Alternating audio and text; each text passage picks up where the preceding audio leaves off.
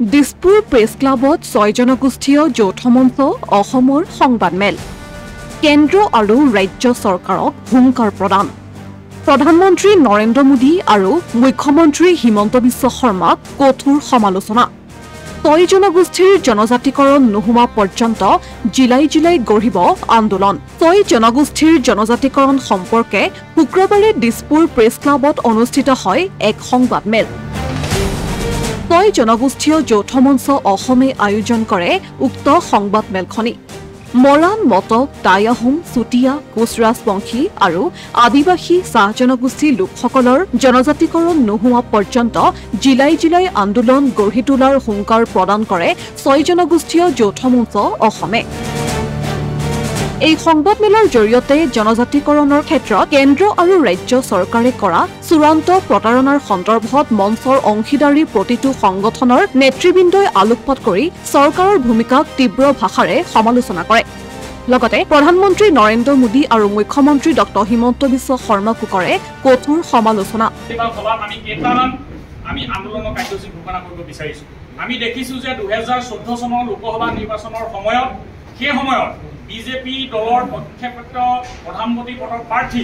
নৰেন্দ্ৰ মোদী ডাঙৰীয়াই গুৱাহাটীত আহি কৈছিল বা তাৰ পাছৰ যিবিলাক নিৰ্বাচনী সভা আছিলে সেই সভাবিলাকত তেওঁ কৈছিল যে তেওঁ যদি শাসনৰ গাদীলৈ আহে আৰু 6 জনগোষ্ঠীৰ ৰাইজে যদি তেখেতসকলক ভোট প্ৰদান কৰে তেতিয়াহ'লে 100 দিনৰ ভিতৰত তেওঁলোকে কি কৰিম কৈছিলে 6 জনগোষ্ঠীক জনজাতিকৰণ কৰিব বুলি কৈছিল আৰু সেই সময়ত তেওঁলোকে 7খনকৈ লোকসভা আসন এই 6 জনগোষ্ঠীৰ ৰাইজক ভোটেৰে পাবলৈ সক্ষম হৈছিল ইয়াৰ পাছৰ পৰ্যায়ত 2016 চনত অসমত তেওঁলোকে চৰকাৰ গঠন কৰিবলৈ সক্ষম হৈছিল এই 2014 চনৰ পাছৰ পৰা অসমৰ প্ৰত্যেকটো নিৰ্বাচন হেয়া লোকসভা নিৰ্বাচনে হওক বা অসম বিধানসভা নিৰ্বাচনে হওক তেওঁলোকে 6 জনগোষ্ঠীক জনজাতিকৰণ কৰিম বুলি প্ৰতিশ্ৰুতি দি 6 জনগোষ্ঠীয় ৰাইজক ভোট লোৱাৰ পাছত তেওঁলোকে কিন্তু 6 জনগোষ্ঠীয় ৰাইজক জনজাতিকৰণ নকৰি বাৰে বাৰে আমাক প্ৰতাৰণা কৰি আহিছে তেওঁলোকে কেন্দ্ৰীয় চৰকাৰৰ বিষয়টো মাজে মাজে ৰাজ্য চৰকাৰলৈ ঠেলে ৰাজ্য চৰকাৰে মাজে মাজে কেন্দ্ৰীয় চৰকাৰলৈ কয় কিন্তু তেওঁলোকে কেৱল চৰকাৰ দুখনে ইখনলৈ সিখনলৈ বল খেলিয়ে আমাক প্ৰতাৰণা কৰি আহিছে তেওঁলোকে দায়িত্ব সামৰিব বিচাৰিছে আৰু 6 জনগোষ্ঠীয় এই জনজাতিকৰণৰ যিটো বিষয়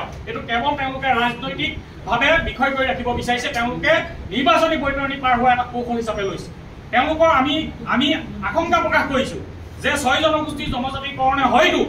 এই চৰকাৰখনত থকা কোনোবা নিৰ্দিষ্ট ৰাজনৈতিক নেতাৰ কোনোবা মন্ত্ৰী হয়তো তেওঁলোকৰ ৰাজনীতিৰ হাতত হোৱা বালি হয়তো তল যাব পাৰে কাৰোবাৰ ৰাজনীতি কৰা হয়তো থল নাথাকিব পাৰে বুলি ভাবি হয়তো 6 জনগোষ্ঠীক জনজাতিকৰণ কৰিব বিচৰা নাই এইটো অতি পৰিতাপৰ কথা অতি দুৰ্ভাগ্যৰ কথা ভাৰতবৰ্ষৰ প্ৰধানমন্ত্ৰীজনে যদি মিছা কথা কয় অসমৰ মুখ্যমন্ত্ৰীজনে যদি মিছা কথা কয় তেতিয়াহ'লে 6 জনগোষ্ঠীয় ৰাইজে আৰু কাক বিশ্বাস কৰিব সংবাদমেলৰ জৰিয়তে স্পষ্ট কৰি দিয়ে যে চৰকাৰৰ অন্তঃসাৰ আলোচনাৰ প্ৰতি মুঠেও আগ্ৰহী নহয় 6 জনগোষ্ঠীয় যৌথ মঞ্চ ইয়াৰ বিপৰীতে ত্ৰিপাক্ষিক আলোচনাৰ প্ৰতিহে আগ্ৰহী বুলি উল্লেখ কৰে অসম চৰকাৰে যদি আলোচনালৈ আমাক মাতে আমি কোনো ধৰণৰ অসম চৰকাৰ আমি আলোচনাত আমি যাব নিবিচাৰো আৰু যদি কেন্দ্ৰীয় চৰকাৰে আমাক যদি অন্তঃসাৰ শূন্য আলোচনালৈ মাতে আমি যাব নিবিচাৰো য'ত ৰিজাল্ট ওলায় য'ত কেন্দ্ৰীয় চৰকাৰ থাকিব য'ত অসম চৰকাৰ থাকিব য'ত প্ৰধানমন্ত্ৰী থাকিব য'ত অসমৰ মুখ্যমন্ত্ৰী থাকিব আৰু য'ত এই 6 জনগোষ্ঠী সকলো সংগঠনৰ প্ৰতিনিধি থাকিব য'ত যিদিনাখনে জনজাতিকৰণ ঘোষণা কৰিব পৰা পৰিৱেশ সৃষ্টি হ'ব তেনেধৰণৰ আলোচনা আমি ঘোষণা কৰোঁ অন্তঃসাৰ শূন্য কোনো আলোচনা এনেই জনজাতিকৰণৰ নামত হুংকা পুচলা নীতি লোৱা আলোচনা আমি অন্তঃসাৰ শূন্য আলোচনাত 6 জনগোষ্ঠীয় আমি যৌথ মঞ্চ নাই যিটো যোন ঠাই কাৰণ আমি দেখোঁ যে কেন্দ্ৰীয় চৰকাৰ আলোচনাত ৰাজ্য চৰকাৰলৈ ঠেলে ৰাজ্য চৰকাৰ আলোচনাত কেন্দ্ৰীয় চৰকাৰলৈ বল ঠেলে সেইকাৰণে আমি ত্ৰিপাক্ষিক আলোচনাত আমি পৰৱৰ্তী পৰ্যায়ত বহাৰ আমি এটা সিদ্ধান্ত গ্ৰহণ কৰিছোঁ যাতে পৰৱৰ্তী পৰ্যায়ত আমি যাতে 6 জনগোষ্ঠীৰ জনজাতিকৰণ পাওঁ যদি অতি শীঘ্ৰে 6 জনগোষ্ঠী ইয়াৰোপৰি 6 জনগোষ্ঠীৰ জনজাতিকৰণৰ দাবীত নিৰবিচ্ছিন্ন তীব্ৰ গণতান্ত্ৰিক আন্দোলন গঢ়ি তোলাৰ বাবে লোৱা সিদ্ধান্তৰ বিষয়েও অৱগত কৰে সিদ্ধান্ত অনুসৰি 6 জনগোষ্ঠীয় যৌথ মঞ্চই 4 ছেপ্টেম্বৰত প্ৰতিখন জিলাৰ মহকুমা সদৰত প্ৰধানমন্ত্ৰী কেন্দ্ৰীয় জনজাতি পৰিক্ৰমা মন্ত্ৰী অসমৰ মুখ্যমন্ত্ৰীৰ প্ৰতিকৃতি দাহৰ কাৰ্যসূচী হাতত লোৱাৰ কথা অৱগত কৰে গতিকে আমি এই প্ৰতিশ্ৰুতি আৰু প্ৰতাৰণা বহুত হৈছে এতিয়া 6 জনগোষ্ঠী জনজাতিকৰণ নোহোৱা পৰ্যন্ত আমাৰ আন্দোলনৰ কাৰ্যসূচী অব্যাহত থাকিব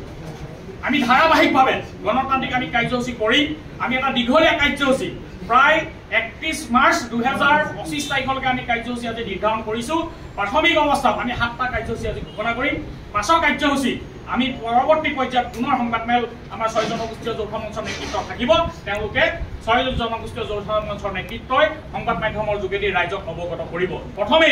অহা 4 ছেপ্টেম্বৰ তাৰিখে প্ৰতি জিলা সদৰত আমি ভাৰতবৰ্ষৰ প্ৰধানমন্ত্ৰী কেন্দ্ৰীয় জনজাতীয় পৰিক্ৰমা মন্ত্ৰী আৰু অসমৰ মুখ্যমন্ত্ৰী এই তিনিওজনৰ প্ৰতিনিধি দাস কাৰ্যসূচী আমি আজি ঘোষণা কৰিব বিচাৰিছো আনহাতে 28 ছেপ্টেম্বৰৰ পৰা গণতান্ত্ৰিক আন্দোলন গঢ়ি তোলাৰ কথা স্পষ্ট কৰি দিয়ে মঞ্চই লখিমপুৰৰ পৰাই গণতান্ত্ৰিক আন্দোলন আৰম্ভ কৰিব 6 জনগোষ্ঠীয় যৌথ মঞ্চই ইয়াৰ পৰৱৰ্তী সময়ত 16 অক্টোবৰত লখিমপুৰৰ পৰাই গণতান্ত্ৰিক আন্দোলন আৰম্ভ কৰিব 6 জনগোষ্ঠীয় যৌথ মঞ্চই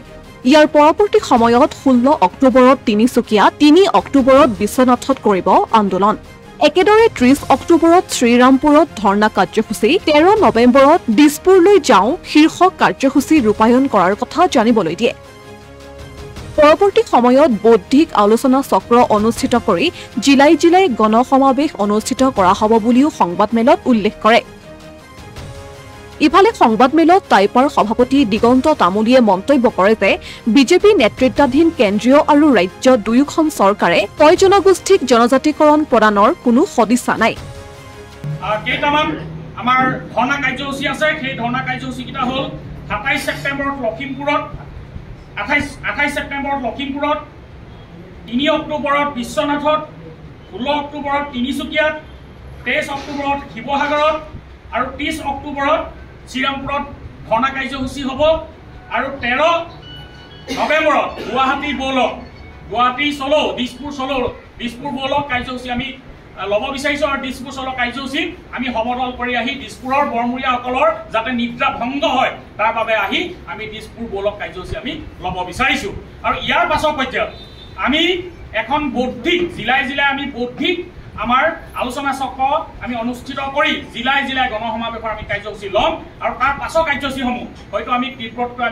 আমি কৰিবলৈ আমি আগবাঢ়ি যাব লাগিব আৰু 6 জনগোষ্ঠীয় জনজাতিকৰণ নোপোৱা পৰ্যন্ত আমাৰ এই 6 জনগোষ্ঠীয় যৌথ মঞ্চৰ আজি পৰা আমাৰ কাৰ্যসূচী ঘোষণা হৈছে আমি কোনো ইয়াৰ উপৰি 6 জনগোষ্ঠীৰ জনজাতিকৰণৰ বিষয়টো কেৱল নিৰ্বাচনী বৈতৰণি পাৰ হোৱাৰ কৌশল ব্যৱহাৰ কৰি আহিছে বুলিও মন্তব্য কৰে সংবাদমেলত বহুকেইটা জনগোষ্ঠীৰ বিষয়ববীয়া প্ৰমুখে কাৰ্যকৰ্তাসকল উপস্থিত থাকে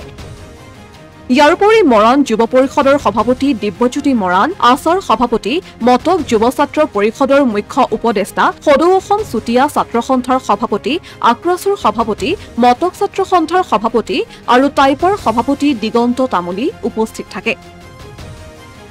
অসমীয়া প্ৰতিদিন ডিজিটেল সংবাদ গুৱাহাটী।